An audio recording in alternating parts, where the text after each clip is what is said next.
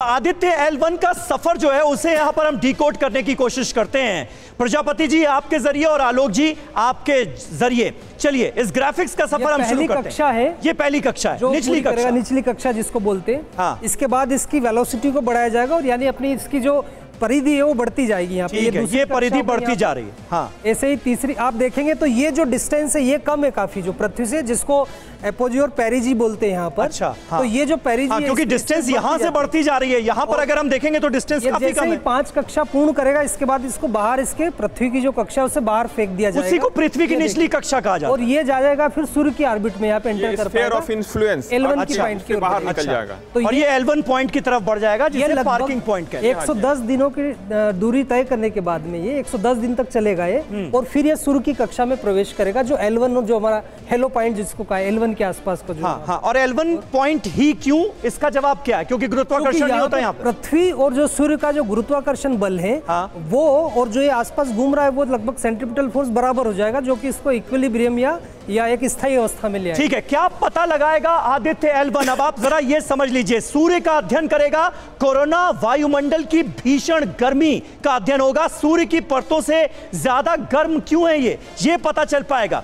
सतह पर विस्फोट, इसका अध्ययन किया जाएगा। जानकारी क्या मिलेगी? पृथ्वी पर पड़ने वाला असर, धरती पर इसका असर क्या पड़ता है, यह पता चल पाएगा। इसे हम डिकोड कर पाने में कामयाब होंगे। सतह से उठने वाले तूफान का अध्ययन करेगा। जानकारी ये मिलेगी, सैटेलाइट को नुकसान पहुंचने से आने वाले वक्त में हम बचा सकते हैं, तो फायदा बहुत होने वाला है। ये ना समझिएगा कि सिर्फ सूर्य के बारे में जानकारी जुटाने हम जा रहे हैं। सूर्य पर चलने वाली हवाओं का अध्ययन किया जाएगा। जानकारी ये मिलेगी कि धरती के मौसम और वायुमंडल पर इसका क्या असर पड़ता है, इंपैक्ट क्या होता है, उसके बारे में हमें नई जानकारियां मिल पाएंगी। सूर्य से निकलने वाली लपटों का भी अध्ययन किया जाएगा और अंतरिक्ष में पड़ने वाले इसके प्रभाव को, इंपैक्ट को हम समझ पाएंगे।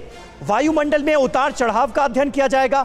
अलग अलग जगह पर तापमान में भिन्नता क्यों है ये पता चल पाएगा। प्रजापति जी, एक्चुअल में होता है कि जो सोलर विंड है उसमें टेम्परेचर एनिसोट्रोपी भी होती है, यानी कि अलग अलग स्थान पर तापमान अलग अलग होता है। अच्छा, तो वो अलग अलग तापमान होने का कारण क्या है?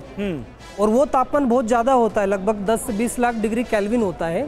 तो वो इतना टेम्परेचर कैसे बढ़ जाता है? तो जो इसमें जो कुछ जैसे पापाया जो सूट जो है और अलग अलग जो उसमें जो पेलोड लगे हुए हैं, वो यही पता करेंगे कि ये तापमान बढ़ने का कारण क्या है। जो मुख्यतः जो सोलर विंड या जो हम सोलर स्टॉर्म बोल रहे हैं यहाँ पर, वो उसमें इतनी स्पीड आ जाती है जिससे एनर्जी बढ़ जाती है और ये टेम्परेचर बढ़ता है। तो वो बिना किसी अवरोध, जितने ज्यादा पेलोड उतनी ज्यादा जानकारियां। क्या? बिल्कुल, उसमें एक जैसे पार्कर में 2-3 थी हमारे, हम 7 पेलोड भेज रहे हैं। बिल्कुल हम 4 पेलोड जो सन का स्टडी करेंगे और 3 पेलोड जो L1 पॉइंट के अबाउट लोकल जो प्लाज्मा मैग्नेटिक फील्ड कितना है, पार्टिकल्स का स्टडी करेंगे। ओके, तो इस तरह से, और बेसिकली जैसे प्रजापति जी कह रहे थे, तो वहां पर मैग्नेटिक फील्ड है और चार्ज पार्टिकल को मैग्नेटिक फील्ड में रखते हैं तो उसमें बहुत एनर्जी आ जाती है। बिल्कुल, क्या बात है। और यही वजह है सुमेरा कि बहुत कुछ नया हमें जानने को मिलेगा और दुनिया को बताने को मिलेगा, ये कहा जा रहा है। और जी हाँ, जैसा इसरो ने भी कहा कि हमने वो उड़ान भरी है जो विज्ञान को प्रकाशमान करेगी, यानी विज्ञान में और हम कंट्रीब्यूट करेंगे, हम साइंस में और कंट्रीब्यूट करेंगे, खासतौर पर सोलर साइंस को लेकर।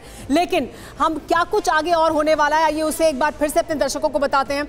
उसे जानने से पहले कुछ जरूरी बातें आपको बता देते हैं। आदित्य L1 कहाँ पर पहुंचेगा, उससे पहले जरूरी है कि हम जाने कि पृथ्वी से सूर्य की दूरी कितनी है। पृथ्वी से सूर्य की दूरी 15 करोड़ किलोमीटर है। वहीं भारत का आदित्य सूर्ययान जहां ठहरेगा, यानी उस L1 पॉइंट की पृथ्वी से दूरी 15 लाख किलोमीटर है, यानी इतना लंबा सफर उसे तय करना है। इस पूरे मिशन में आदित्य L1 को 4 महीने का वक्त लगेगा, यानी इस पूरे डिस्टेंस को कवर करने में उसे 4 महीने लगेंगे। अब आपको आदित्य के सफर के अगले पड़ाव के बारे में भी बताते हैं। जैसा कि हमने आपको बताया, पृथ्वी की कक्षा से बाहर जाने के लिए आदित्य L1 पॉइंट की तरफ बढ़ना शुरू करेगा। इस दौरान सूर्ययान का क्रूज फेज शुरू हो जाएगा। क्रूज फेज में आदित्य की रफ्तार बढ़ाई जाएगी ताकि वो क्रूज करे तेजी से, जिससे वो तेजी के साथ L1 पॉइंट के हेलो ऑर्बिट की तरफ बढ़ता रहेगा। एक लंबा सफर तय करने के बाद आदित्य हेलो ऑर्बिट के पास पहुंचेगा और उसके बाद उसकी L1 पॉइंट की कक्षा में एंट्री हो जाएगी। एंट्री के बाद, यानी इस पॉइंट पर एंट्री के बाद आदित्य यहां स्थापित हो जाएगा। कुछ देर बाद कक्षा में रहकर सूरज का अध्ययन भी शुरू कर देगा और ये अगले 5 साल तक अध्ययन करता रहेगा। आदित्य L1 को अपने लक्ष्य तक पहुंचने में 4 महीने का लंबा वक्त लगने वाला है। ऐसे में इसरो के सामने इस मिशन को सफल बनाने के लिए 5 बड़ी चुनौतियों को पार करना बेहद जरूरी है। पृथ्वी से आदित्य L1 की दूरी 15 लाख किलोमीटर है। इस दौरान यह जरूरी है कि आदित्य L1 के सभी सेंसर ठीक से काम करते रहें। सबसे पहली और बड़ी चुनौती तो यही है। इसके बाद एक और बड़ी चुनौती है कि पृथ्वी से L1 पॉइंट के सफर को पूरा करने में 4 महीने का लंबा वक्त लगेगा। यह बेहद जरूरी है कि इस दौरान 2-वे कम्युनिकेशन लगातार होता रहे, यानी हमारी कम्युनिकेशन में कोई बाधा पैदा ना हो। सूर्य का रेडिएशन भी आदित्य L1 के लिए एक बड़ी चुनौती है, क्योंकि वहां पर इस तरह की वेव्स कभी कभी पैदा होती हैं जो कि कम्युनिकेशन को रोक सकती हैं, चुनौतियां पैदा कर सकती हैं। सूर्य से अक्सर बड़े सौर तूफान उठते हैं जो आदित्य L1 की राह में मुश्किलें खड़ी कर सकते हैं, यानी उन मुश्किलों से भी हमें पार पाना है। आदित्य सूर्ययान जब L1 पॉइंट के हेलो ऑर्बिट में पहुंचेगा, उस वक्त आदित्य की स्पीड कंट्रोल करना भी बेहद जरूरी है ताकि हम उसे उस पॉइंट पर ठीक से एंट्री करा पाएं। अगर आदित्य की इस वक्त स्पीड ज्यादा होती है तो L1 के ऑर्बिट से निकलकर सीधा सूर्य की तरफ चला जाएगा।